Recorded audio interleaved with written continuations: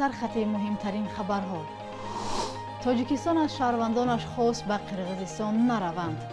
برادرزاده سعید عبدالله نوری را به سیزا بردند و 90% نیروگاه‌های خرد کلاب از کار ماندند.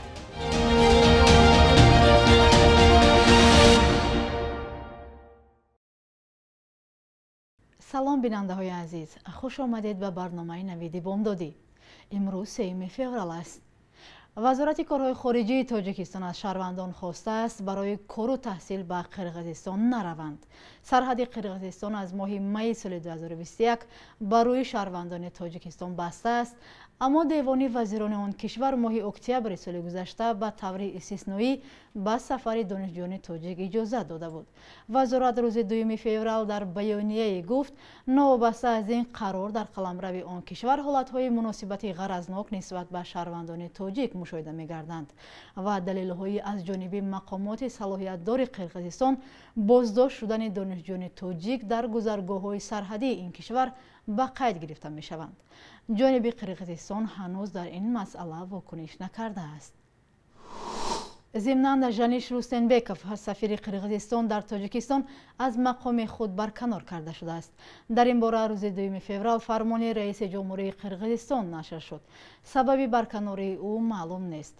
روستنبکوف سال 2018 برای کار در نمایندگی رسمی قرقیزستان به تاجیکستان آمد. او سالها در وظیفه‌های راهبری کننده از جمله وزیر حالت‌های فوق‌العاده و سفیر قرقیزستان در قزاقستان و ترکمنستان کار کرده است. برکناری او در زمانی صورت می‌گیرد که مناسبت تاجیکستان و قرقیزستان در تقریباً 1 سال اخیر به سردی پیچیده است. پیمان ملی ائتلاف سازمان‌های مخالفین تاجیک در خارج با اظهارات یک نماینده وزارت کارهای داخلی تاجیکستان واکنش کردند. سردار ریاست مبارزه با جنایت‌های سازمانی یافته وزارت روز 2 فوریه پیمان ملی و حزبی در کشور ممنوع نهضت را به طرح‌ریزی عمل‌های تروریستی در همکاری با گروه دولت اسلامی متهم نمود. و تفصیلات نداد، اما گفت سال گذشته در ولایت‌های سود و ختلان و شهر وحدت 4 قصد عمل تروریستی را ثبت کردند. حفیظ زاده درباره 2 عمل تروریستی در سال گذشته نیز خبر داد. عمل تروریستی را از سوی قصدان در ولایت سود، ختلان و ناحیه وحدت رخ شد. خصوصا عمل تروریستی از جانب اعضای حزب نهضت اسلام پیمان ملی در یک جای با تشکیلات تروریستی دولت اسلامی به نقشه گرفته شده. پیمان ملی این ادعا را ساخته به اساس و دارای انگیزه‌های سیاسی نامیده است. مقامات قبلا نیز حزبی در کشور ممنوع نهضت اسلامی را به طرح‌ریزی عمل تروریستی متهم کردند. راهبران سازمان در خارج میگویند در گذشته ابدارکنی آنها در راه‌اندازی حمله به دوچرخه سواران خارجی و پاسگاه مرزی سلطان آباد در تاجیکستان دلیل ثابت کننده پیدا نکردند. نصرت الله سعیدوف برادرزاده سعید عبدالله نوری راهبر سابق اتحاد نیروهای مخالفین تاجیک و اساسگزار حزب فعلا در تاجیکستان ممنوع نهضت اسلامی که روز 24 ینور بازداشت شد، روز 31 ینور به سیزا یا بازداشتگاه موقتی در شهر باختر انتقال داده شده است. او در توقیفگاه یا ایویس قرار داشت. نزدیکانش میگویند تا حال درباره عیب‌نامه‌اش معلومات مشخصی در دست ندارند، بجز اینکه نصرت الله سعیدوف گویا به دریافت مبلغ‌های پولی از خارج گمان بر می شود. این پول‌هایی است که خویشاوندان در خارج بوده توسط سعیدوف به خویش و تبار خود فرستادند.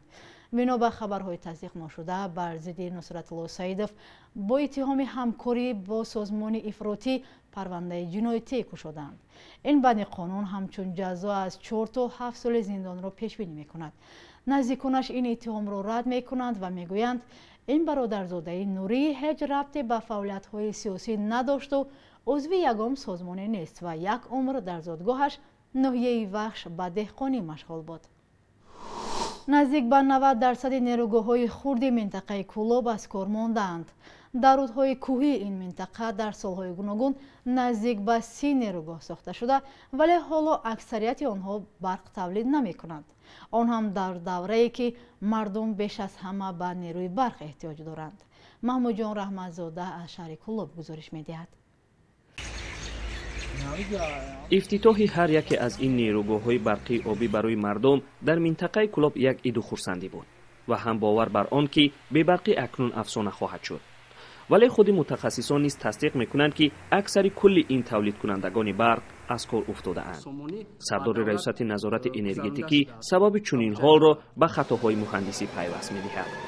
از بس که در اکثریت همین لایه‌های براه ماندگی بسیار کمبودی‌ها یا سطح آب یا روش آب به نظر نگرفته بودند، اکثریت قریب 90% همین نیروگاه خرد آبی که مبلغ‌های صاحبکارا، مبلغ‌های بی بازگشت گرانت خطی به کار انداخته شده بودند، از کار ماندند. فرسوده و کارناشیان شدن چرخ‌ها از سبب دیگری ویران شدن نیروگاه‌های خرد نامیده شد.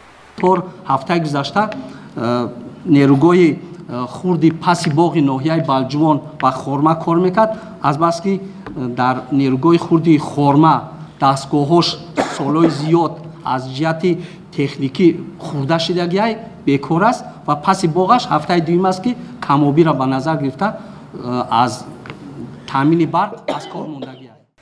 در محله چرمگران پایان شهر کلوب هم در عرفه 2700 سالگی یک نیروگاه خردی برقی بازسازی کرده بودند. مقامات برقی تاجیک میگوید که این نیروگاه 8 سال به این طرف فعال نیست.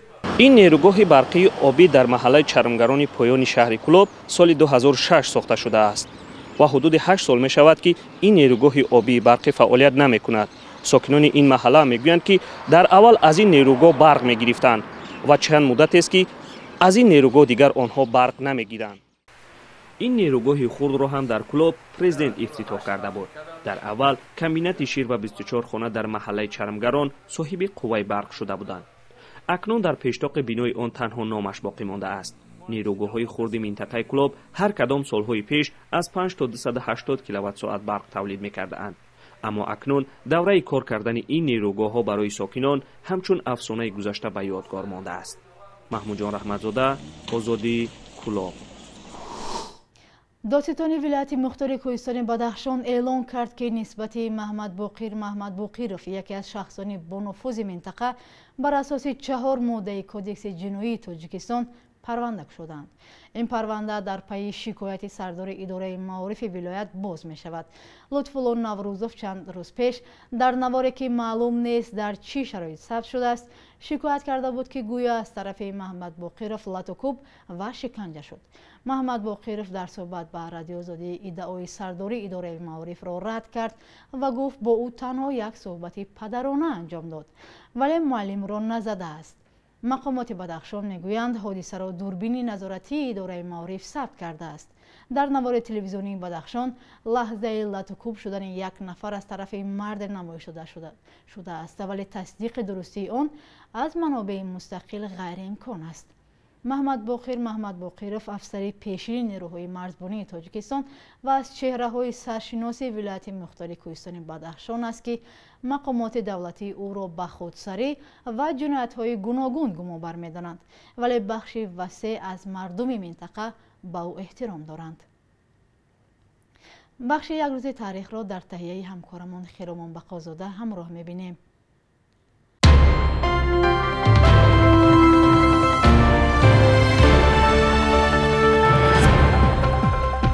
در اول فوریه سال 2004 مقامات تاجیک از مذاکرات با موفقیت به عضویت اینترپل پلیس بین المللی پذیرفته شدن تاجیکستان خبر دادند که 5 اکتبر سال 2004 نهایی شد.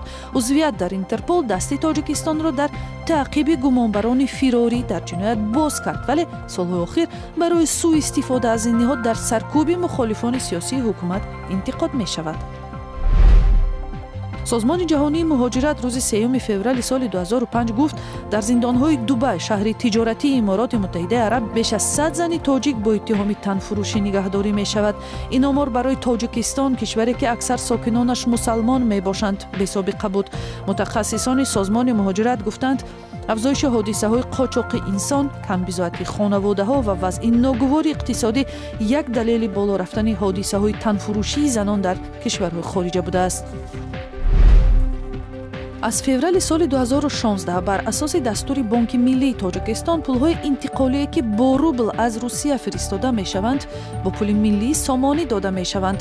Мақомот гуфтанд ки ин қарор бо ҳадафи боло бурдани қурби пули миллӣ қабул шудааст, вале муҳоҷирону хонаводаҳояшон аз ин қарор нохушнуд шуданд, чун аз амалиёти табодули пул дар Тоҷикистон дарсади муайянро аз даст медиҳанд. соле муҳоҷирон аз Русия на камтар аз 1.5 миллиард доллар пулро ба Тоҷикистон ирсол мекунанд. بانک ملی قرب اسعار چنین تعیین کرده است: $100 1130 سومانی و 1000 روبل روسی 148 سومون و 50 درم است.